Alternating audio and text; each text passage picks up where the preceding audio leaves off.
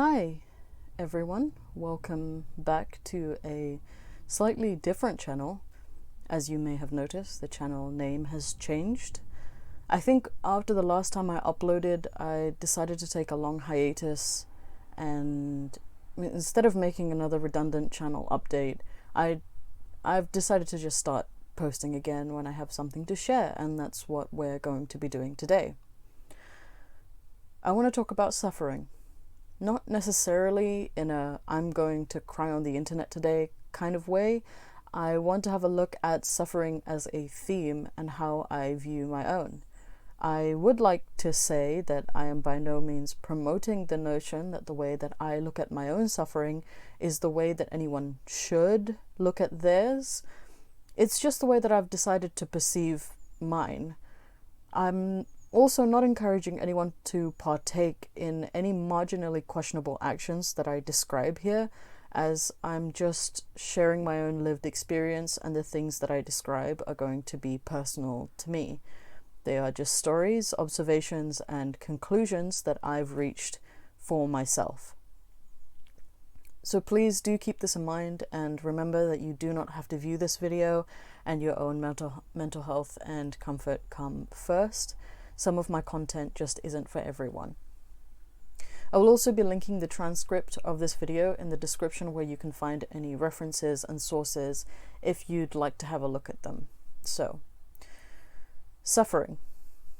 The state of undergoing pain, distress, or hardship. Many different philosophers have addressed suffering, what it means, and how we cope with it as people. It's an inevitability for people to suffer. So much so that I don't really have to reiterate any specific suffering here. I have suffered, you have suffered, everyone has and will suffer in their own little way as they journey through life. And I think that it is really important to think and reflect on the ways that we have suffered, and even the ways that we might make ourselves suffer, in order to understand our experiences.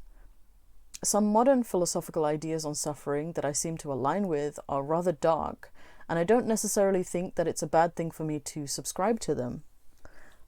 I am what is called a pessimist, though I think that the way I cope with my suffering is quite positive, but I'll get into that later. To sum up, pessimists hold this world to be mainly bad, or even the worst possible, plagued with, among other things, unbearable and unstoppable suffering. Some identify suffering as the nature of the world and conclude that it would be better if life did not exist at all. Arthur Schopenhauer recommends us to take refuge in things like art, philosophy, loss of the will to live, and tolerance toward fellow sufferers. Friedrich Nietzsche, first influenced by Schopenhauer, developed afterward quite another attitude, arguing that suffering of life is productive, exalting the will to power, despising weak compassion or pity, and recommending us to embrace willfully the eternal return of the greatest sufferings. Now, I identify with a lot of pessimist philosophy, but I would like to clarify that I don't think that suffering in the world is so bad that life shouldn't exist at all. I do, however, take Nietzsche's way of looking at my suffering. I see it as a huge tool and motivator for me to use and to reach my full potential, to grow into the person that I deserve to be, and to gain my own subjective idea of success. Going to outline all the ways that I'm not going to outline all the ways that I've suffered. I've already talked about some of my more depressing life experiences in other videos across my channel, and if you have the time to kill, you can watch those to get the full scoop on the things that I've gone through and overcome. I've also recently come to the conclusion that if I keep retelling over and over again the pain that I've experienced, it just becomes a tool for people that don't like me or agree with me to use against me.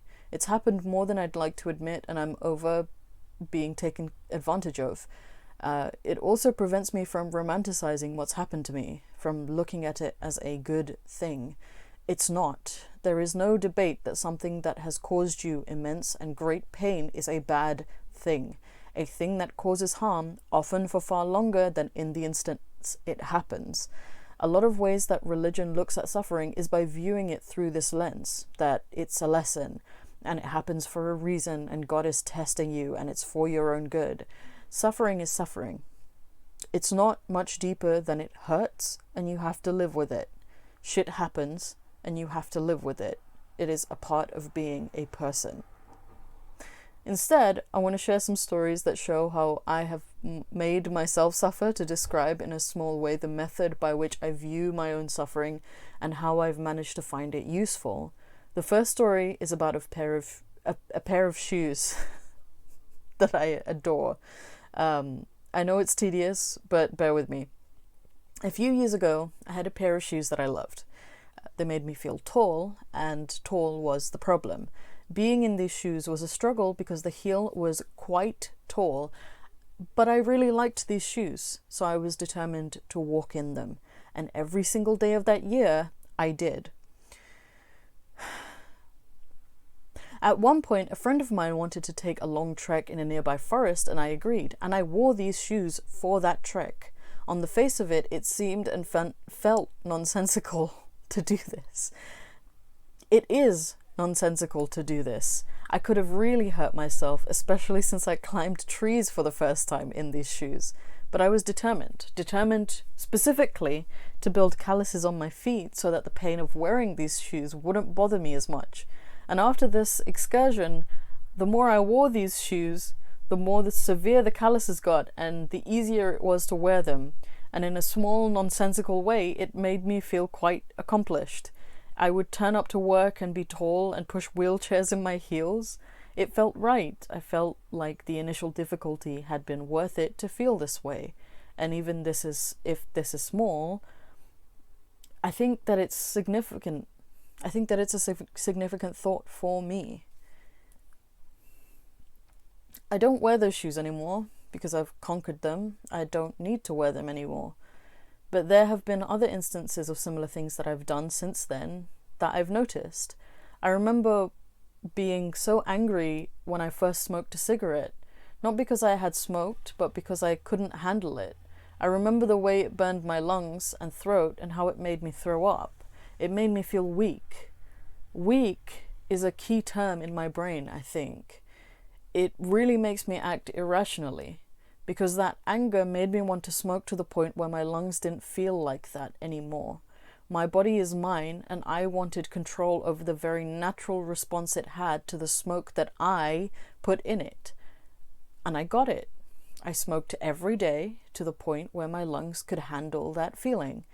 And the moment I realized that the smoke no longer affected me in that way specifically was exhilarating. I am not promoting smoking. It is bad for your health and you shouldn't do it without first understanding those implications. But I can't lie that being able to now smoke without any coughing or heaving feels like an achievement, like I overcame something.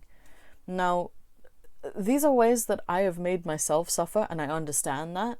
And I definitely do other things like going out in the cold without a coat or winter clothing because I want to feel the cold, or continuing to watch The Handmaid's Tale even though it's incredibly triggering to me.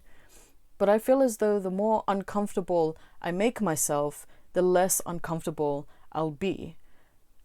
I want to talk about death and abandonment for a moment. I have lost a lot of people in my life, and my goal isn't to become jaded and desensitized to that, because it's never been about trying to attain the feeling of nothingness from all of this experimentation. I don't want to be numb to what I feel. I want to experience all of my feelings so that I know what they are.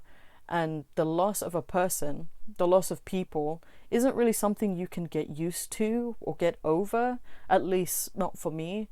I don't imagine abandonment or loss feels any better for it being more frequent.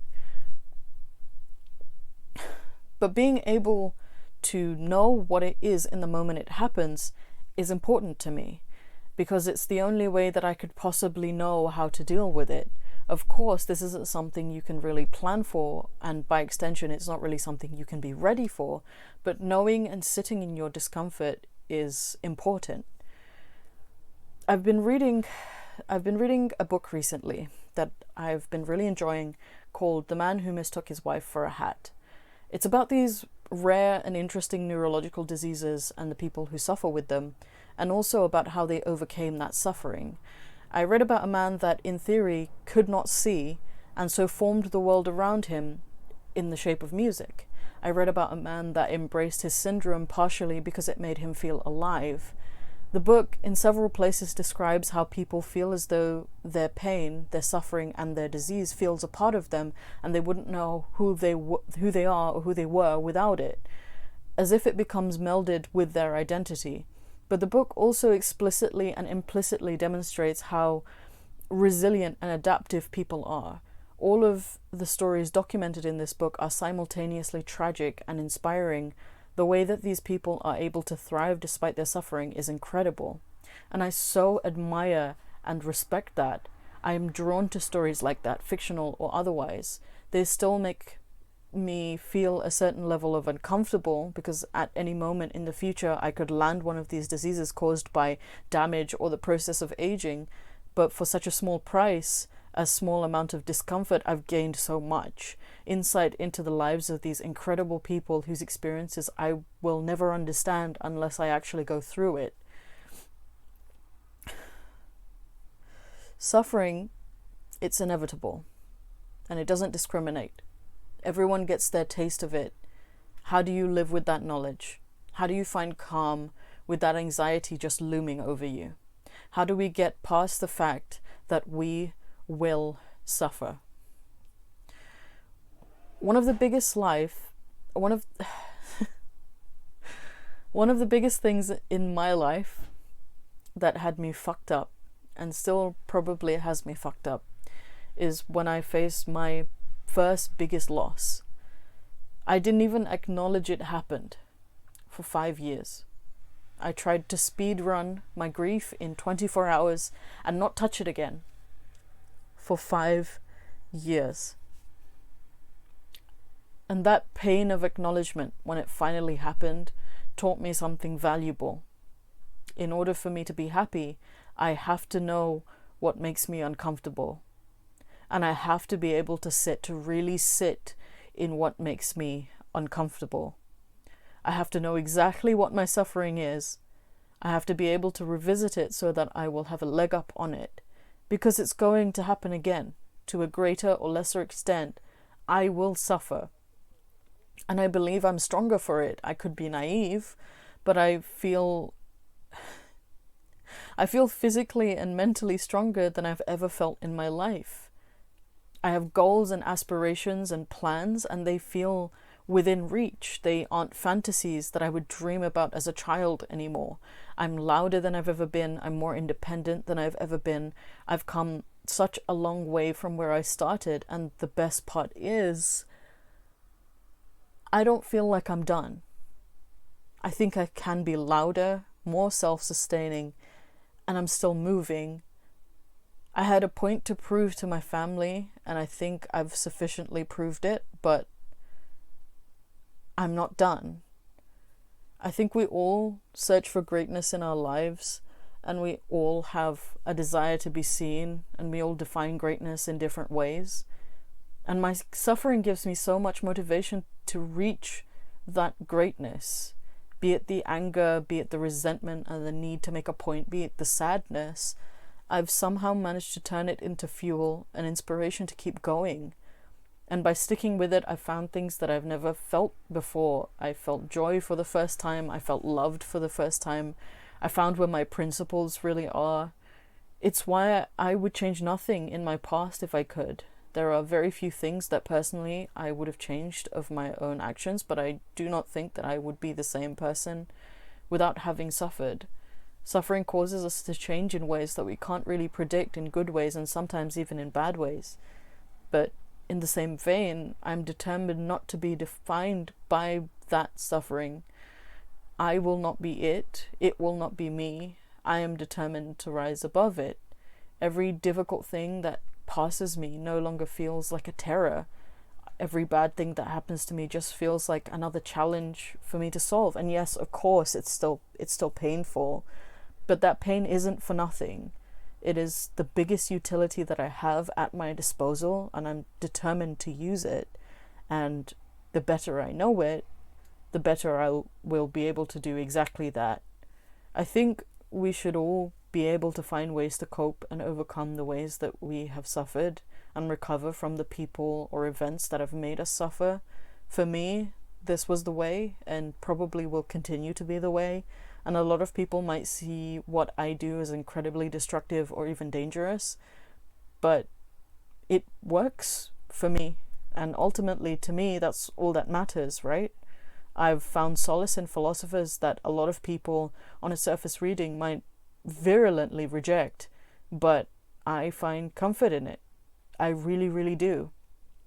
The idea that my suffering might give me an edge to find my path to greatness is an incredibly optimistic one for me. I don't feel lost or doomed, but instead really empowered and motivated. So I'm gonna stick with it. I hope all of this makes sense, and I hope you share your thoughts on how you cope with whatever you're struggling with or have struggled with. Bye.